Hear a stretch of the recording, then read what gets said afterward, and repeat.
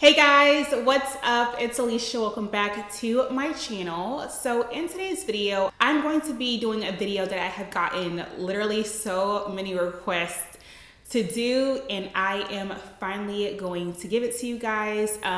Today I'll be sharing my top tips for home buying, the home buying process. If you guys don't know, I have purchased two separate homes. I'm actually just moved into this house here, and previously I purchased a home a few years ago, which I am currently leasing out as a rental property. So I've gone through this process two different times, and let me just say both times I feel like have been very different experiences.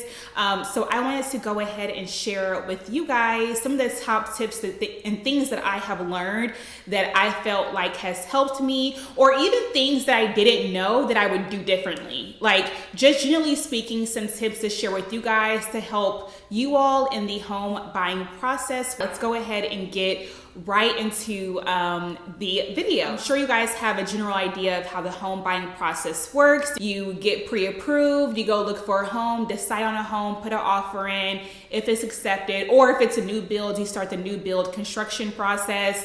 You submit paperwork, all those, fun things that you love to do, and then you end up closing on your house. So that's like the home buyer process in just a very short, concise timeline. But there is so much more that goes into home buying that I think people are not so much aware of. I feel like this go around, like buying my second house, was way more detailed and more intricate than the first go around. The first time I bought my house, I feel like it was super easy. Second go around was way more intense and more detailed. And so I guess my first top tip, honestly, would be to, first things first, figure out how much you can afford, because knowing that, it really affects the rest of the home buying journey. It affects what houses you can look at. It affects, it just affects so many different things. So of course, first things first, figure out how much house you can afford. And once you know that, I would definitely say make a list of your must-haves and your nice-to-haves. So your must-haves are like your non-negotiables, and it can be a range of so many different things. I know we are all different. We all have our own, different priorities. So, your non-negotiables are your non-negotiables. I'll go ahead and list a couple of my must-haves. A great neighborhood, a great family-friendly neighborhood, easy access to a freeway. I live in Houston, Texas, so that is a must for me. Great school district, of course, for Valerie. And then for me, some of the nice-to-haves was, a nice sized yard, no carpet. Like, that was probably the biggest nice-to-have. So once you figure out what that list is, it'll really help you narrow down what houses that you look at, so that way you're not wasting your time. I found that whenever you don't have a list, you just waste a lot of time going house to house to house, like not being sure what it is that you want. So having that list beforehand really helps to narrow down the homes and makes the house hunting process a lot smoother and a lot more seamless. My next tip would be to have all your ducks in a row prior to beginning the home buying process. And I feel like in 2022, the market and just how things are moving is so vastly different than how things were moving a couple of years ago. I feel like with my first house, I didn't really have to have things together because I feel like I had more time to get things together, if that makes sense. So I felt like my lender gave me a lot more time to get things together. There wasn't much of a rush to have things aligned. But this go around, and I feel like just how things are now, you really have to have everything together prior to beginning the home buying process, because houses are going off the market so fast. And the idea is that once you find a house that you love, you want to get on it and make sure you already have everything together, so that way you do get the house. That way you are able to go under contract for the house. Whenever you don't have things together, especially if you're buying a previously owned house, the sellers are looking for people that are serious and that already have things in order, so that way they are able to sell their houses pretty fast. So if you don't have things together, they will go to a different buyer that already has a lot of things aligned. So I would say make sure you have all your ducks in a row. And by ducks in a row, I mean have your paperwork together, your W-9s, all of your your income information together. They ask for tax returns, all of it. Okay, they need all of it, and you want to have all that stuff prepared.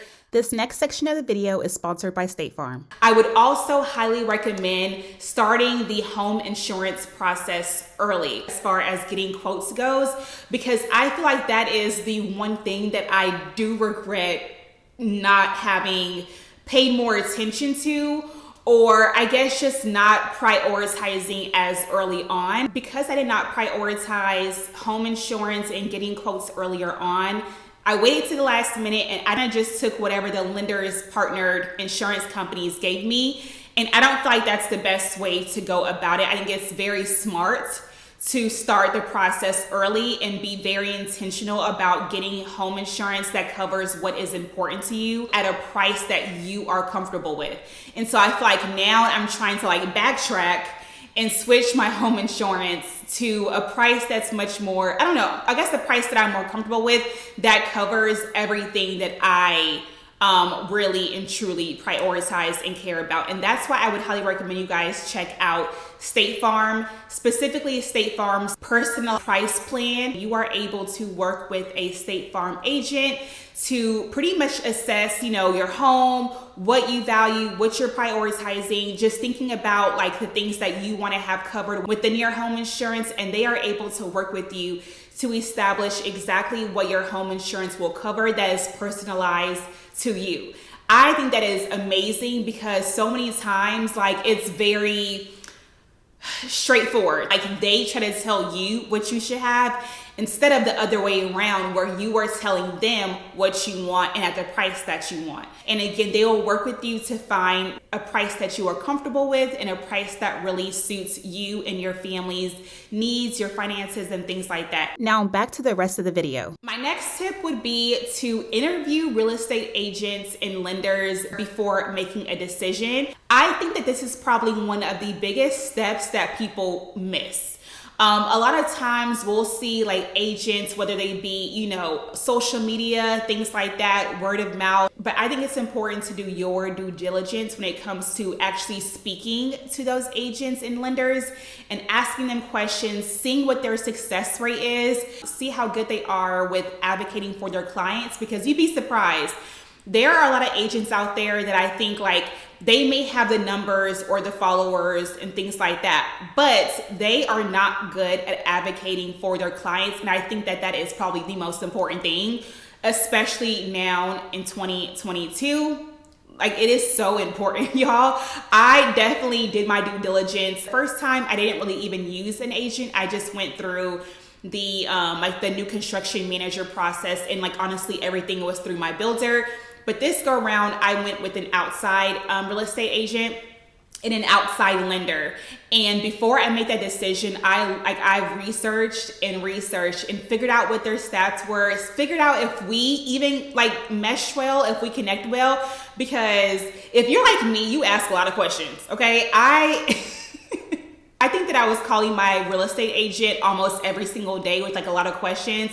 And I knew I was going to be that way. So I wanted to make sure I went with an agent that would be understanding and that would be very communicative, not just brush me off, not answer her phone and stuff like that. I want to make sure that I worked with someone that would communicate with me, would answer my questions, that I felt like I was learning throughout the process as well. And you want to make sure that real estate agent is able to get you the results that you are wanting. And I feel like the same goes for lenders, because I feel like this go around, I learned so much from my lender, y'all. I would be on the phone with my lender for hours just talking about the different options that are available to me, because I think that we also get caught up in thinking that financing is a one size fits all. There's only 3 different types of financing options, and there are only, a couple of different loans to choose from.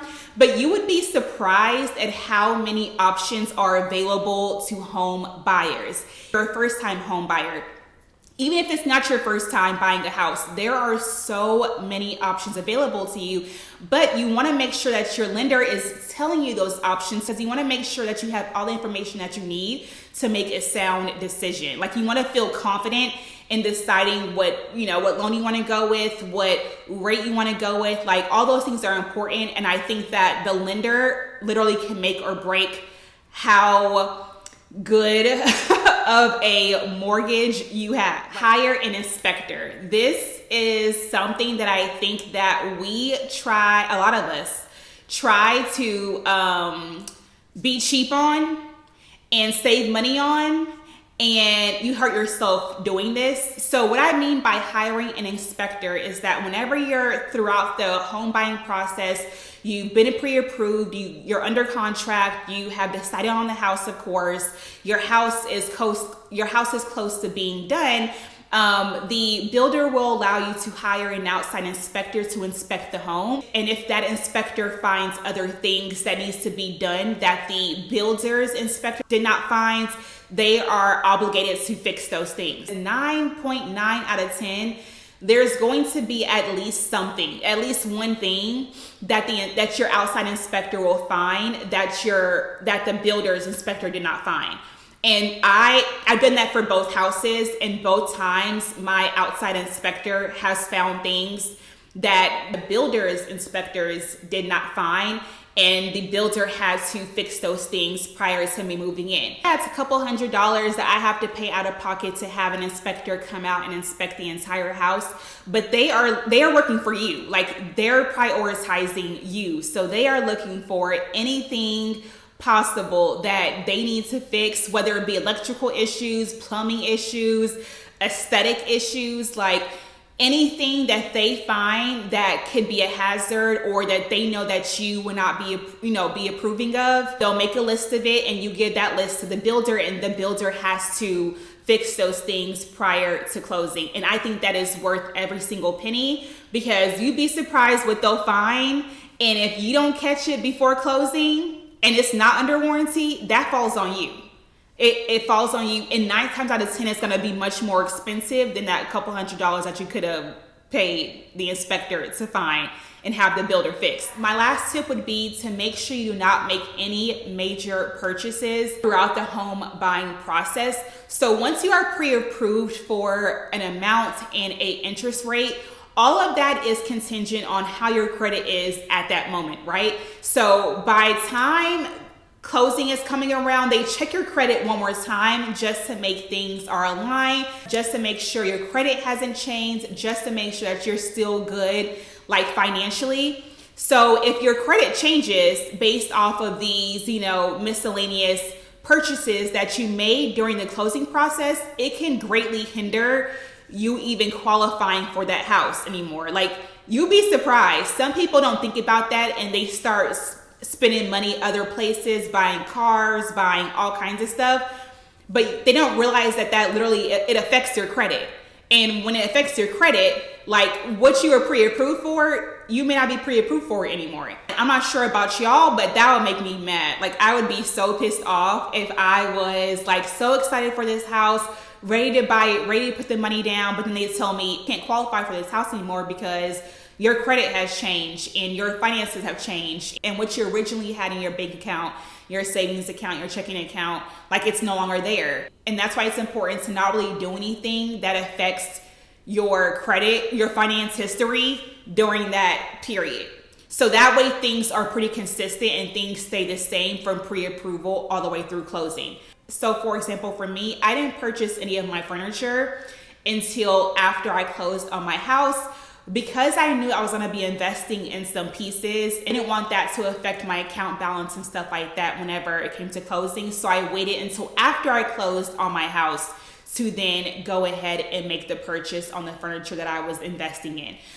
So just keep that in mind. Like, anything that you want to purchase that's like a big purchase, just wait until after. It'll still be there, okay? It'll still be there, no rush on that, but you want to make sure that you are getting the best deal, the best rates, the best mortgage possible, and all of that affects that. So those are just a few of my tips that I have for home buying. Again, I have learned a lot over this home buying process specifically.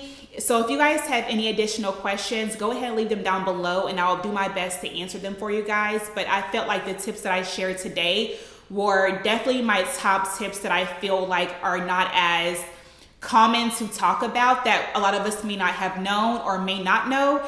And I wanted to help you guys just in case you are beginning that home buying process and wasn't really sure where to start or what to know. I hope this helps you guys. I really, really do. So I hope you guys enjoyed today's video. If you guys did, please go ahead and give the video a thumbs up and subscribe if you guys haven't already. And as always, I love y'all. Have a wonderful, wonderful day. And I will talk to y'all in the next video. Bye, guys.